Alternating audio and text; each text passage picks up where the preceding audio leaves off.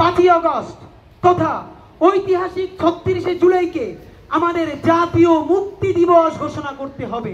তাদের অবৈধ পন্থায় উপার্জিত সকল সম্পদ জব্দ করে তা জুলাইয়ের শহীদ ও আহতদের কল্যাণে ব্যয় করতে হবে। আমলের মন্ত্রী, এমপি ও দোষী আমলা সহ সকল রাষ্ট্রীয় কর্মকর্তা কর্মচারীদেরকে বিচারের আওতায় এনে তাদের অবৈধ পন্থায় উপার্জিত সকল সম্পদ জব্দ করে তা জুলাইয়ের শহীদ ও আহতদের কল্যাণে ব্যয় করতে হবে। 5. দেশের স্বাধীনতা, সার্বভৌমত্ব, অখণ্ডতা ও মর্যাদা রক্ষার প্রশ্নে ভারতীয় আধিপত্যবাদ সহ সকল আগ্রাসনের বিরুদ্ধে বাংলাদেশ প্রশ্নে ঐক্যবদ্ধ সকল রাজনৈতিক দল ও শক্তিসমূহকে দৃঢ় অবস্থান ঘোষণা করতে হবে। 6. রাষ্ট্রযন্ত্র কর্তৃক সংগঠিত জুলাই, পিলখানা ও শাপলা গণহত্যার বিচার নিশ্চিত করে এই গণহত্যার সাথে জড়িত দেশি বিদেশি সকল অপশক্তিকে চিহ্নিত করতে হবে। 7.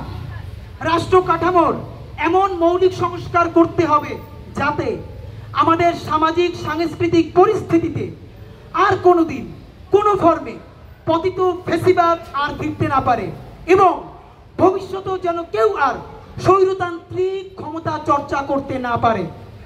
8. ঐতিহাসিক 36শে জুলাই, যেটা আগামী কয়েকদিন পরে আসছে, 5ই আগস্ট তথা ঐতিহাসিক 36শে জুলাইকে আমাদের জাতীয় মুক্তি দিবস ঘোষণা করতে হবে। আমাদের জাতীয় স্বাধীনতা দিবস আছে, বিজয় দিবস আছে, আমাদের মুক্তি ঘটে নাই। 36শে জুলাইকে আমাদের জাতীয় মুক্তি দিবস ঘোষণা করতে হবে। 9. এই সনদে ঐতিহাসিক জুলাই গণ অভ্যুত্থানের স্পিরিটের নিরিখে বৈষম্য বিরোধী, ইনসাফ ভিত্তিক কল্যাণ রাষ্ট্র বিনির্মাণের সুস্পষ্ট রূপরেখা প্রণয়ন করতে হবে। 10.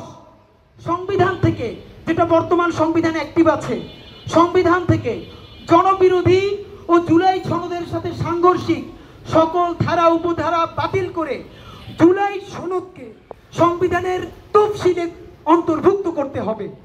11.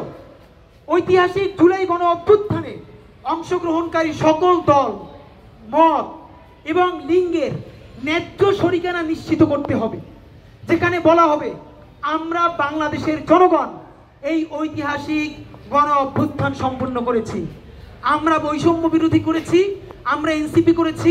For more update, follow us on Facebook, subscribe our YouTube channel, get the latest update on www.daily-sun.com.